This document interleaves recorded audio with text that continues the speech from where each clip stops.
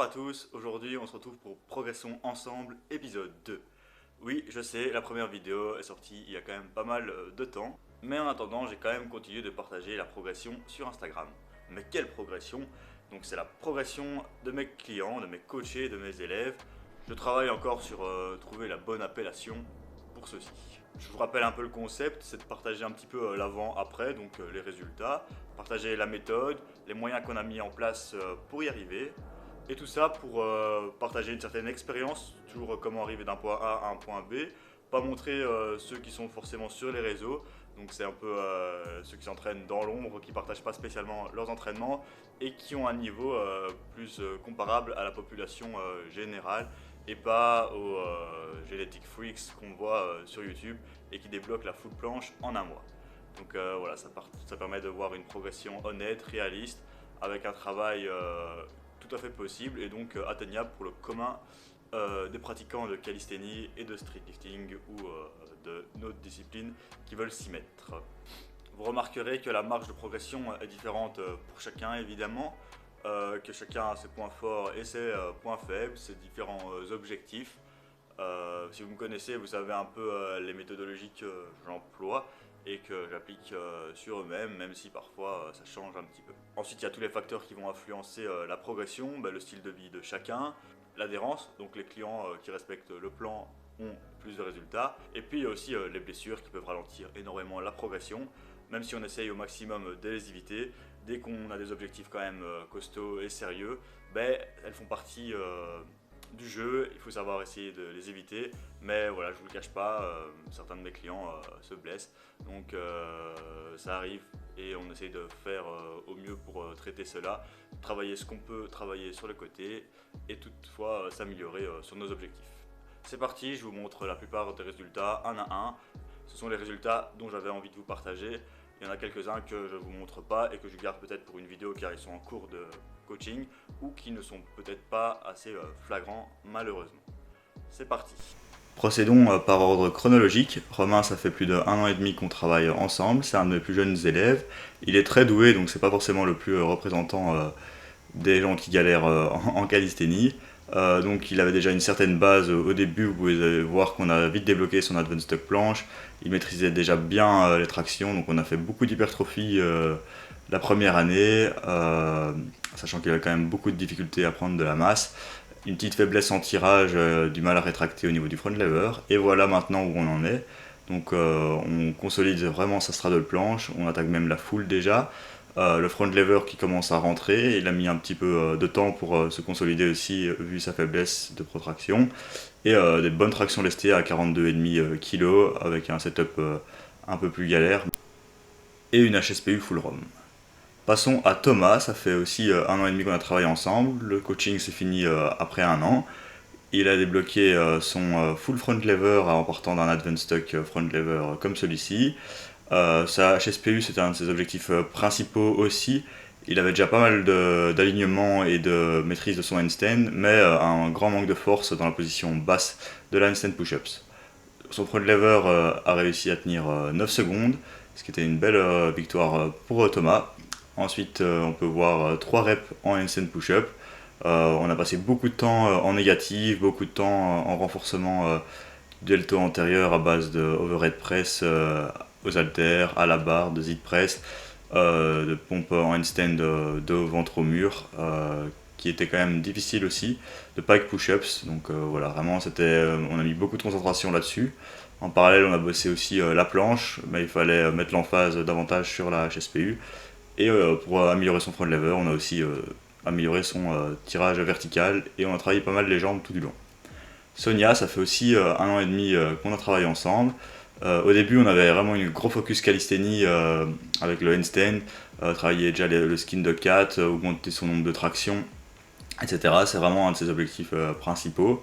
Elle a du mal à avoir le dead stop en bas du mouvement, donc on doit souvent réguler là-dessus. Elle pousse beaucoup aussi à l'entraînement, donc il faut essayer de gérer la fatigue qu'elle engendre. Donc on a bien maîtrisé une certaine base. Malheureusement, comme je vous l'ai dit, il y a eu blessure à l'épaule, donc une petite bursite, ce qui fait partie du jeu. Donc on se concentre davantage sur ce qu'on peut travailler. Donc les jambes avec pas mal d'hypertrophie pour le haut du corps. En salle de musculation, là on a plus d'accès, ce qui payera sans doute. Passons à François, une très belle transformation. Donc il débutait complètement la calisthénie, il avait un passé de coureur. Il fallait donc pas mal muscler son haut du corps, ce qui a été assez drastique au début. Sa progression était vraiment fulgurante, il est passé de 0 à 6 tractions les premiers mois. Il avait déjà un bon alignement handstand, une bonne force de poussée. Et puis avec des hauts et des bas, on arrivait après un an à débloquer son advanced stock planche, sa première handstand push-ups très clean, avec une descente très contrôlée. On commençait seulement à pratiquer le mouvement, je pense qu'il aurait pu aller chercher beaucoup plus d'aisance là-dessus, mais c'est une très bonne répétition. Le advanced stock front lever, toujours un petit peu galère, donc on a toujours eu un peu de lacunes en tirage. Sans le travailler, on a rentré son premier muscle up qui était un des objectifs, et une traction à 25 kg avec beaucoup plus de reps au poids du corps. J'ai passé beaucoup de temps à maîtriser son handstand en libre, malgré son placement très bon dès le départ. Une autre progression excellente est celle d'Alexandre. Au début, il avait du mal à maîtriser son handstand, il avait déjà une petite base, il débutait les skills, et après plusieurs mois, on a vite débloqué ses premières tractions, on a vite atteint un très bon placement en handstand, et puis le temps a bien fait les choses et on commence à débloquer son handstand. Au niveau des skills, il a quand même bien progressé, il a rentré son muscle up aux anneaux, sa tuck planche, son advanced tuck front lever. Il a battu des PR en traction, en dips et en squat. Dites-moi dans les commentaires si vous souhaiteriez que je vous détaille un peu plus la programmation d'un de mes élèves pour avoir plus d'informations là-dessus, par exemple la fréquence qu'on a utilisée, les exercices, le temps de repos, la durée, etc. Kyrian avait déjà pas mal d'expérience en calisthénie, donc il avait une certaine base, il avait un très bon alignement, mais beaucoup de difficultés à tenir son handstand en libre. Maintenant on améliore sa constance et son maintien. Kyrian a su approcher le front lever et a bien maîtrisé sa tuck planche, plus une bonne force de base sur le reste des mouvements. Nicolas s'entraîne avec Brian que nous allons voir après. Ils avaient plus ou moins les mêmes objectifs, mais pas le même niveau, donc on a dû adapter la programmation pour qu'ils s'entraînent ensemble, mais chacun à leur niveau. Nico voulait maîtriser sa HSPU, son Advanced One Leg Front Lever et progresser en planche, tout en augmentant ses basiques en street lifting et commencer le travail des jambes, du squat. Sa HSPU était vraiment son objectif principal et il avait pas mal de difficultés à atteindre la position complète. Vous pouvez voir à la fin que son handstand s'est bien amélioré au niveau de l'alignement, au niveau de la régularité aussi, que sa HSPU est rentrée, mais au niveau des critères, elle pourrait être mieux. Mais l'amplitude est là, il manque juste un peu plus de tension abdominale et glutéale. Ensuite, son Advanced One Leg Front Lever a bien progressé. Un très beau début de Advanced Stock planche, mais avec le focus sur la HSPU, c'était difficile de combiner la progression des deux exercices. Ensuite, des PR en traction, donc une chin-up à 40 kg. Brian aussi avait plus ou moins les mêmes objectifs sur les mêmes mouvements. Vous pouvez voir que la plupart du temps on bosse le front lever, la planche, la HSPU. C'est vraiment des mouvements qui ont transfert vers d'autres figures et très intéressant à travailler. Brian, vous pouvez voir que son front lever au niveau de la ligne n'est pas très au point. Sa advanced stock planche également manquait une certaine activation. Et sa HSPU très forte mais un petit peu banana aussi. On a vraiment gagné en technique grâce au coaching, donc Brian avait déjà une très bonne force de base, mais grâce au coaching, on a pu améliorer les activations pendant tout ce laps de temps. Donc vous pouvez voir toujours que les clips sont à l'entraînement, en cycle, en série, donc on va jamais trop à l'échec non plus. Avec eux, on a également démarré le travail sur les jambes, mais on a dû pas mal se passer de temps à fixer leur technique, à voir les PR qu'ils auraient pu réaliser par la suite. Ils ont également bien progressé en overhead press, donc avec des séries à 55-60 kg et les tractions lestées à 30-40 kg également. Alexis, avec qui on a commencé il y a quelques mois, qui démarrait avec une advanced stock planche pas trop activée, avec un bassin beaucoup trop bas et des temps beaucoup trop longs, ce que je lui disais avant qu'on commence le coaching ensemble. Et ensuite un Advanced One Leg Front Lever qui n'était pas non plus très bien activé. Bon, le setup était un peu plus difficile aussi. Après plusieurs mois de coaching, là on a réussi à fixer la forme sur sa Advanced Tuck Planche, ce qui est beaucoup plus correct qu'avant, et son Advanced One Leg Front Lever aussi.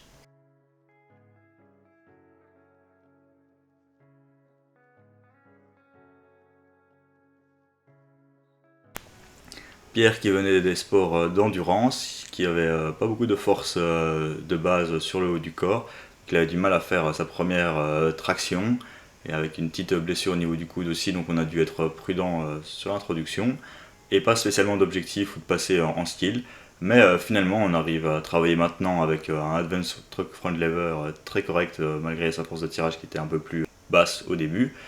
Les tractions en supination, là on travaille en 4 séries de 6, donc on arrive vraiment à faire une très bonne fondation tout en bossant sur les skills.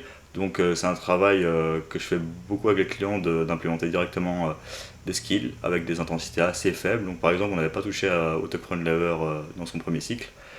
Et un travail en handstand qui commence à être très bien aligné, et on va attaquer les holds. Alessio, avec qui on débute aussi le coaching récemment, qui avait du mal à tenir son Advanced Tuck Front Lever avec un bassin trop haut, les pieds pas assez activés. Des tractions un peu en mode musculation, là où on cherche à être un peu trop loin de la barre et à bien serrer ses omoplates, et des coudes qui partent un peu vers l'extérieur.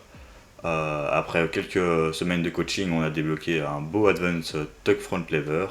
On progresse également sur ces tractions lestées là, avec des séries à 15 kg, avec une activation beaucoup mieux, un menton qui passe bien au-dessus de la barre, qui répond bien aux critères de la traction et qui l'aidera à être plus performant sur ce mouvement. Et le handstand qui avait déjà un bon alignement dès le départ et qui commence à tenir avec des variantes au mur. Yannick qui commençait aussi le coaching mais qui a dû l'interrompre malheureusement, mais lors d'une phase qui a débloqué sa Advanced Tuck Planche, son Advanced One Leg Front Lever et qui a progressé sur la plupart des mouvements. Ensuite, Johan qui a dû aussi interrompre le coaching, qui a bien débloqué son muscle up et son handstand en libre après quelques mois de coaching. Floyd avait déjà une bonne base au poids du corps de musculation, mais il avait du mal à tenir son handstand au début et manquait beaucoup d'activation sur les skills. Ici, après quelques mois de coaching, on peut voir une clean handstand push-up. En parallèle de ça, j'ai aussi fait quelques coachings en présentiel, donc à base d'une séance par semaine avec des séances à faire à domicile sans matériel. Julien qui a bien progressé en squat sur le bas du corps principalement, et Béatrice qui s'entraîne dans mon nouveau home gym qui réussit des séries à 40 kg en squat et bientôt sa première traction. C'est tout pour cette vidéo, j'espère que vous l'avez appréciée, qu'elle vous a été utile, que vous vous rendez compte peut-être de ce qui est possible de faire, de certains moyens que nous avons mis en place pour atteindre ces résultats. Si vous souhaitez en avoir plus d'informations sur mes coachings en ligne, je vous propose de prendre un appel avec moi, c'est totalement gratuit et ça vous permettrait déjà de bénéficier de certains conseils et d'avoir plus d'informations à ce propos. En attendant, n'hésitez pas à vous abonner, partager, comme d'habitude, c'était 012 Workout et on se retrouve pour une prochaine vidéo. Salut les gars!